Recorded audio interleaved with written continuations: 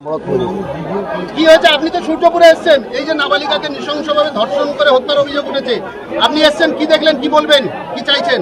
আমি খবর পেলাম আজকের একদম ভোরবেলা একটা 9 বছরের বাচ্চা, তাকে কয়েকজন দুষ্কৃতী যারা বিজেপির সমর্থক তারা হচ্ছে কি তুলে নিয়ে গিয়ে রেপ করেছে, করে হত্যা করেছে, খুন করেছে নাবালিকাকে, পুকুরে ডুবিয়ে রেখেছিল।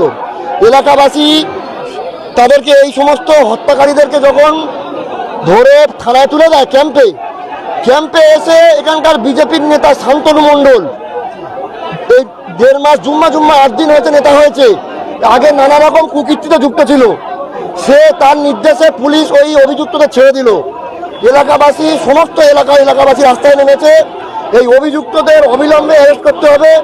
অভিযুক্ত পুলিশ অফিসার যে এদেরকে ছেড়ে দিল তাকে সাসপেন্ড করতে হবে। আর এই বিজেপি নেতা শান্তনু মণ্ডল যে এই অপকর্মকে প্রশ্রয় দিল তাকে অবিলম্বে অ্যারেস্ট করে সমান শাস্তি দিতে হবে, তাদেরকে। যারা মার্ডার করলো যে শাস্তি পাবে তাকে সমান শাস্তি দিতে হবে। যদি ফাঁসির সাজা হয়, মহামান্য কোর্ট দেয়, একই শাস্তি দিতে হবে তাকে। যখন এলাকাবাসীরা অভিযুক্তদেরকে পুলিশের হাতে তুলে দিল, তারপরেও তাকে ছাড়া হলো কেন? এটাই তো আমাদের প্রশ্ন। প্রশাসন একদিকে, মুখ্যমন্ত্রী শুভেন্দু অধিকারী বলছে আইনের শাসন চলবে, এটাই আইনের শাসন চলবে। বিধানসভায় একরকম ভাষণ, আর আপনার এলাকায় আপনার কার্যকর্তাদের একরকম ভূমিকা। এটা আইনের শাসন নয়, এটা আসলে বিজেপির গুন্ডারাজের শাসন। এই শাসন পশ্চিমবঙ্গে চলবে না। এই জবাব দেখছেন, রাস্তায় মানুষ নেমে এসছে, শান্তিপ্রিয় মানুষের উপরে পুলিশ লাঠিচার্জ করছে। কিন্তু আমরা বলছি, যতক্ষণ না মূল অভিযুক্ত যারা দোষী গ্রেপ্তার হবে, তার সাথে শান্তনু মণ্ডলকে গ্রেপ্তার করতে হবে, এবং ওই যে পুলিশ অফিসার যাকে ছেড়ে দিয়েছে তাকে সাসপেন্ড করতে হবে, তবে এই বিক্ষোভ উঠবে এখান থেকে। এই যে একরত্তি নিষ্পাপ শিশুটিকে, 9 বছরের শিশুটিকে নৃশংসভাবে হত্যা, ধর্ষণ, খুন এবং তারপর পুঁতে ফেলা হয়েছে, এর জন্য এলাকার সাধারণ মানুষ, শান্তিপ্রিয় মানুষ তারা রাস্তায় নেমেছে। তাদের একটাই দাবি, অভিযুক্তদের অবিলম্বে ফাস্ট ট্র্যাক কোর্টে বিচার চাই। আমি আইনজীবী হিসেবে এটাই বলবো যে অভিযুক্তদের অবিলম্ব ফাস্ট ট্র্যাক কোর্টে বিচার চাই। এবং মাননীয় মুখ্যমন্ত্রী তিনি বিধানসভায় বলেছেন যে যারা এই ধরনের অপরাধ করবে তাদেরকে সকালে ধরবে, বিকালে খরচ করবে। আমরা কি তার নিদর্শন দেখতে পাচ্ছি? আমি মাননীয় মুখ্যমন্ত্রীর কাছে অনুরোধ করব যে অবিলম্বে ফাস্ট ট্র্যাক কোর্টে বিচার চাই, দাবি আমরা সকলে। অভিযুক্ত ফাঁসি চাই।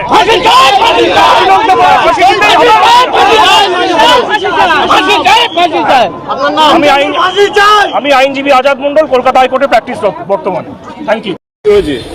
কালকে রাতে আমাদের ধবধবি এক 2 নম্বর অঞ্চলে একটি বাচ্চা মিসিং হয়।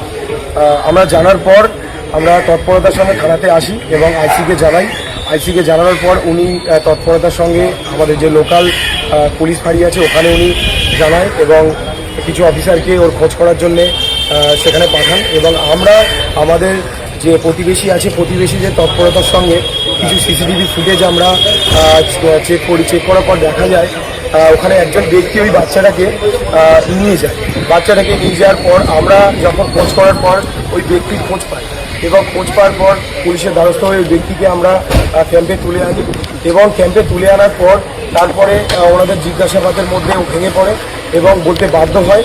এবং আমি নিজেও ওকে বোঝানোর পর যে তুমি তোমার এটাকে স্বীকার করো, তখন ও নিজে স্বীকার করে যে আমি যেখানে ক্রাইম স্পটে আমি নিয়ে যাচ্ছি। তো ক্রাইম স্পটে নিয়ে যাওয়ার পর প্রেশার করার পর তখন ও পুকুর থেকে বাচ্চাটার লাশটাকে উদ্ধার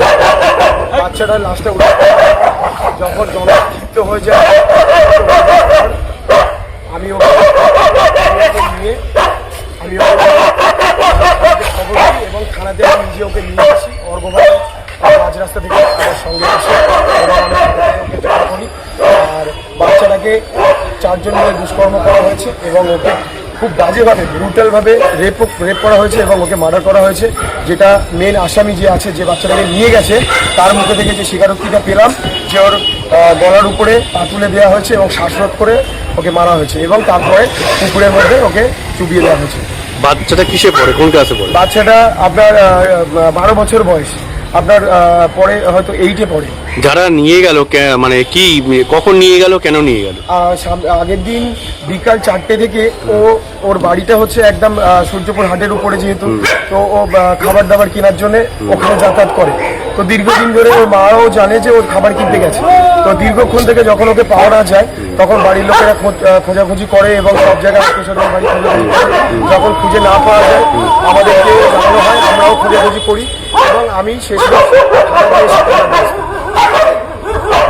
তারপরে তোমরা কি খবর পেলে যে ওরা তিনজন নিয়ে গেছে, জানতে পারলে কি করে? আমরা এলাকা ভিত্তিকভাবে কোথায় যেতে পারে সেই হিসাবে আমরা সিসিটিভি ফুটেজগুলোকে চেক করছিলাম।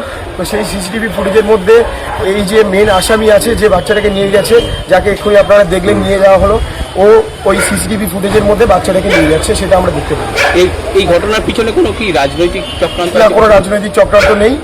আর আমি নিজে বারুইপুর পশ্চিম 3 নম্বর মণ্ডলের বিজেপির জেনারেল সেক্রেটারি। আমি সারা কালকে রাত থেকে এই একটা বাচ্চা, মানে আমার নিজেরও মানে যে আবেগটা আমি আপনাদেরকে বোঝাতে পারছি না। কালকে রাত থেকে জেগে এই আসামি এবং বলুন বাচ্চাটাকে খোঁজ করছিলাম। তবে একটা দুঃখের খবর, যে বাচ্চাটাকে আমরা চাইছিলাম যাতে ওর মায়ের কোলেও ফিরে আসুক, সেটা হলো না। খুব দুঃখের সঙ্গে বলতে হচ্ছে। এবং আমাদের মাননীয় যে মুখ্যমন্ত্রী আছেন, আমি তার কাছে আবেদন একটাই করব যে এইরকম সমাজবিরোধী এবং এইরকম যে বদমাইশগুলোকে সমাজে দৃষ্টান্তমূলক শাস্তি দেওয়ার ব্যবস্থা করুন। বলছি, অভিযুক্ত যে আরো 3 জন রয়েছে, একজন ধরা পড়েছে, ওদের বাড়ি কোথায়? ওদের বাড়ি ওই লোকাল ধবধবি 2 নম্বর অঞ্চলের মধ্যে। ওরা সব কি মানে এই কাজকর্ম করে, কি করে? না, ইতিমধ্যে একজনকে পাওয়া গেছে এবং একে পাওয়া গেছে, 2জনকে পাওয়া গেছে এবং একজন ট্রাক চালক গাড়ি চালায়। আর শুনেছি নেশাবানও খুব অতিরিক্তভাবে। বাচ্চা মেয়েটির বাড়ি কোথায়? বাচ্চা মেয়েটির বাড়ি হচ্ছে ধবধবি 2 নম্বর অঞ্চলের অন্তর্গত সূর্যপুর হাট সংলগ্ন। ঘটনাটা ঘটেছে ধবধবি 2 নম্বর অঞ্চলে আপনার স্টেশন, সূর্যপুর স্টেশনের পার্শ্ববর্তী যে অঞ্চলগুলো বাগানগুলো আছে, ওখানে একটু ঝিলের কাছেই হয়েছে। আপনার নাম? আমার নাম শান্তনু মণ্ডল, বারুইপুর পশ্চিম 3 নম্বর মণ্ডল জেনারেল সেক্রেটারি। ঠিক আছে। আমাদের পাড়ারই মেয়ে, বাচ্চা মেয়ে, কালকের বিকেল থেকে এনাকে খুঁজে পাওয়া যাচ্ছিল না। তারপরে আমাদের পাড়া পুলিশ প্রশাসনকে তো খবর দেওয়া হয়েছে, কোনো সহযোগিতা করেনি। আমাদের পুলিশ প্রশাসনকে ওর বাবা মা যখন চলে যায়, হারিয়ে যাওয়ার পরে জিটি করা রিপোর্ট আছে। আমাদের পাড়ার ছেলেরা, এই পাড়ার ছেলেরা, ওই পাড়ার ছেলেরা সারা রাত খোঁজাখুঁজি করেছে, পায়নি। রাত্রির বেলা থেকে সন্দেহ হয়েছে, সকালে গিয়েছে, ভিডিও ফুটেজ দেখে, দোকানের ক্যামেরার ফুটেজ দেখে আমরা 2জন ছেলেকে সন্দেহ করেছি। তাদেরকে তোলার পরে আমরা সবাই মিলে গিয়ে, ক্যাম্পের পুলিশ গেছে, কোনো পুলিশ আসেনি এছাড়া। এই বডিটা আমাদের পাড়ার ছেলেরা উদ্ধার করলো।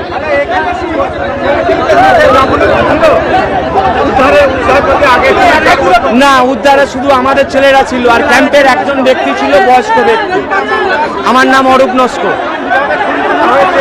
মেয়েটাকে যা পজিশন বোঝা যাচ্ছে, কিছু ছেলে ছিল 4 জন, যারা সবই হিন্দু ছেলে, আনন্দ নাম, গোরে নাম, আমাদের এই সামনে ব্যাংকের পিছনে বাড়ি। ওরা সম্ভবত পোস্টমর্টম না করলে জানা যাবে না, তবে ওরা মেয়েটাকে নৃশংসভাবে রেপ করতে পারে, করে ওরা পাশবিক অত্যাচার করে মেরেছে। আর আসামিগুলোকে ছাড়িয়ে নিয়ে চলে গেছে শান্তনু মণ্ডল বলে আর একজন ছেলে। আর এই আছে, এই জোবানো ছিল জলে। আমরা এখনো এই এভিডেন্সটা এখানে পড়ে আছে।